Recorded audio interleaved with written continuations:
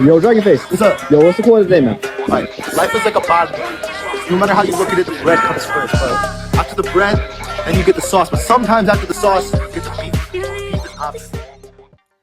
And we're recording. Thank you, everyone, for tuning in. This is Raymond Acosta from Cold Rice Media, WuzGood podcast, and we're actually back recording these features. I know we went live stream for a little bit, and we still are going to be doing those on Mondays. Be sure to tune in on those Mondays. On the screen right now, you got a young gentleman here, 23-year-old from Connecticut. We're going to talk about him today. Y'all are looking at him like, who's this kid? For the most part, he's like, who's this kid that Raymond is talking to right now? But the young man's name is DragonFaced. And he actually, there he is. Yeah, welcome to the pod. I appreciate you taking a little bit of time. I think this is a good opportunity for the both of us to actually chop it up, meet, and then actually I think we're going to connect in about a month or so here. I think you're going to be in town. Is that right? Yeah, end of April. Okay. So tell my viewers, the people that are tuning in right now, or actually just as soon as I get this thing out there, just tell them exactly who you are, what exactly you do, and really the motivation behind it. All right, yo, what's good, yo? My name's DragonFaced. I'm 23 years old. I'm from Connecticut and Boston. You might have seen Boston. Yeah, that accent. All right. I lived in Boston for 1 year, but that changed my life because I did a lot in Boston that changed my brain chemistry. But regardless of that, I'm from Connecticut. I make videos regarding like Southeast Asian culture and like just Asian American culture in general. I talk about a lot of like, I'm a 23-year-old guy. I party a lot. I club a lot, you know, so like that's where most of my videos come from. I feel like a lot of people could relate to my videos because I remind them of their own friend group, or people like Raymond here look back when they were in their early 20s and they're like, this was just like me. That was last week. Last week, yeah, right. Except I could be more reckless because I don't got no kids, no wife, no nothing. I'm 23 years old, you know, I job hop, you know, like I still have a good moral compass and I spend time with my mom and grandma, but it's just like people find my videos relatable. But that's like my videos come from a place of like seeing my older cousins, the way they acted, or like YouTubers I used to look up to that were Asian. I look up to them and I grew up around them. So like I took bits of their character and created my own personality. So what was it exactly? At what point were you like, you know what, I can do this? I'm gonna put my life out there, because you become vulnerable at that point. Once you put your life out there, once you put, number one, even your face, I mean, or even your voice. A lot of people is like, man, I can't really stand hearing my voice when I'm watching stuff back. But then it's like, at what point were you like, you know what, I think I'm gonna do this. I'm gonna put myself out there. What happened, or how did you decide that? All right, so I ain't never told nobody this. So when I was 17, I used to make emo music. You would not expect that from me. I used to love emo music, and I wanted to make the music industry so bad. Like I painted nails and everything like that, long emo hair, and I was making music on a laptop mic, and eventually I upgraded to like a $40 mic. But I was always just trying to make it, and like I was always comfortable in front of the camera.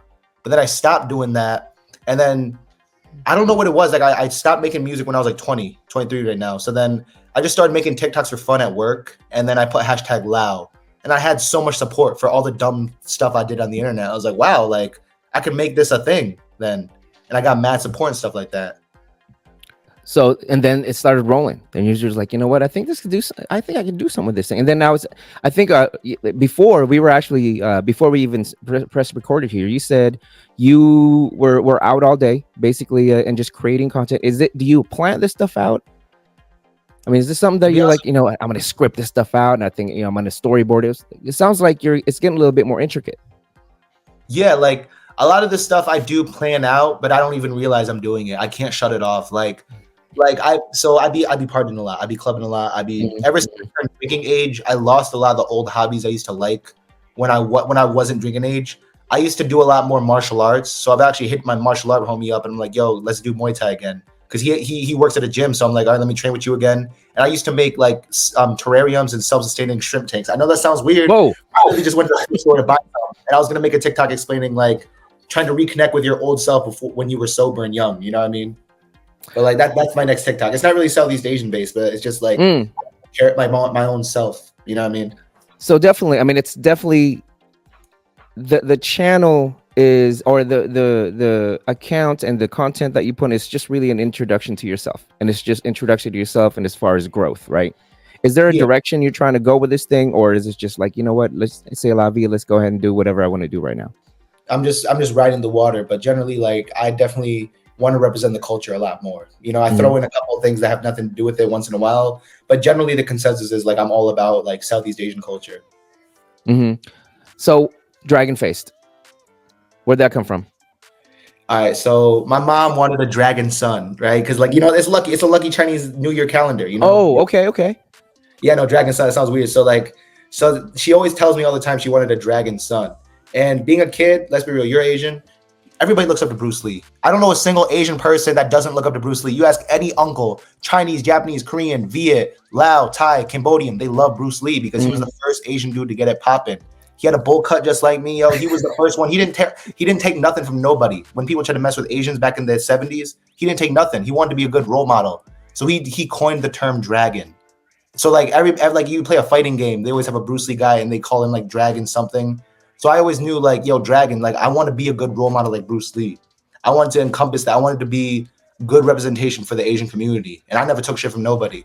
I grew up in a Mhm. white and black town. I didn't really have Asian friends growing up. So like people knew me as like Dragon because I love Bruce Lee. But also Mhm. an Asian legend. So every dragon in like Chinese, Japanese, Korean legend was once a koi fish. But koi fish have to swim up a certain waterfall. And once they swim up to the top of that waterfall, they turn into a dragon. That's why it's like it symbolizes the growth, the evolution of it. And also in Lao culture, we allegedly descended from dragons. Like we're the Mhm. infinite of dragons. So like it's just rooted in the culture. So that's why I chose the name dragon. So you what are you still in koi stage right now? we Uh, Where hey you at man, right now? it switches, man. I go from You're dragon. like extending at this point. Yeah, sometimes I got the dragon face. Maybe not maybe the koi body though.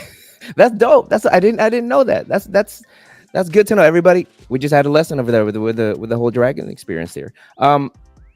Okay, so going back to like just your current content and putting and like I said, you a little. I think I said this before. You once you start this thing, once you start owning it, this is my character. This is me. I'm letting myself be vulnerable out there. Are you seeing?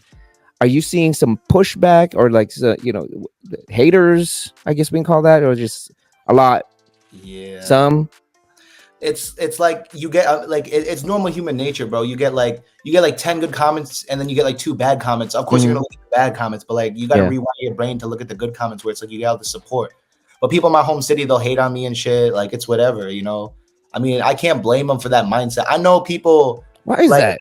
That's I don't, so. I don't know what it is, yo. It's just maybe I'm just choosing a different path that they couldn't choose. Whether it's like I'm a college dropout, I'm just I express myself in an artistic way, I would say.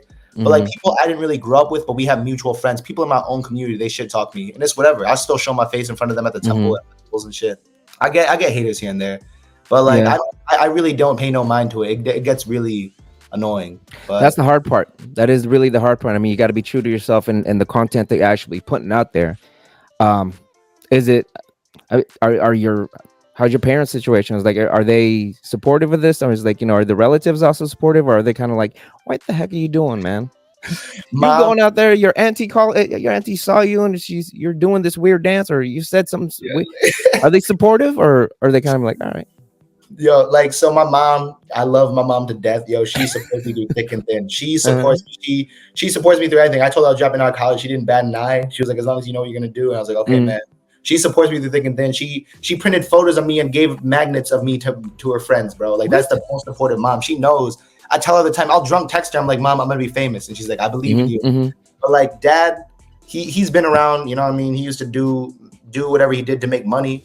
He's been around the Lao community for a while. He knows people that I know.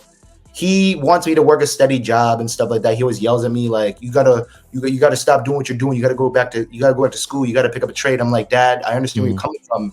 It comes from a place of you worry for me because you don't want me to like make the same sacrifices you're making now. But it's just like, I promise you, Dad, I'm different. You know what I mean? I'm not gonna do Mhm. that path. But I know he's low key happy for me on a little bit because like everybody knows my name now and everybody knows I'm his son in the Lao community. Yeah, you're gonna be. I mean, you're making your rounds pretty soon here, and I think so there's this thing in the Filipino community that, and I think it's in most communities. It's just that mentality of crabs, and they call it like crabs in a bucket. You sit there, you see like one trying to get out, and once they see that, they'll drag him down. They'll drag him down, and if he keeps going, it keeps going, and he keeps trying to get out that bucket and everything like that. They drag him down. There's to a point where they'll just kill him. And it's just because it's just the mentality is like everybody's just got to be together type of thing. And I think for you, like you said, in Connecticut, how big is the town that you're at? I don't know off the top of my head. It's not huge. It's not huge. It's not huge. It's not huge. So you it's go just out to a bar, you can see that same people. Sort of a smaller town type of mentality, and they're like, we're kind of comfortable here. Who's this fool trying to make big noise, right? Yeah. Nice. Well, keep going. Definitely keep going. See where this goes, and like I said, we're here to support you with that thing. We've got about 4 months here to the event that you and I are actually going to be going to, and with a bunch of other people, right? But next month you're going to be celebrating Lao New Year with us over here in South, in the South, Dallas Fort Worth area. Okay, what made you decide to come down, man? Because I've noticed a lot of my followers, they're from there, and like they support me through thick and thin. They support me more than people in my own city sometimes. So it's just like I just reached out to them, and they were talking to me. They're like, dude, like it's like the biggest party outside of Laos. Hold up. I gotta go. And they're like, all right. So then I got some good ass people out there. Shout out to Avani, shout out to Chino.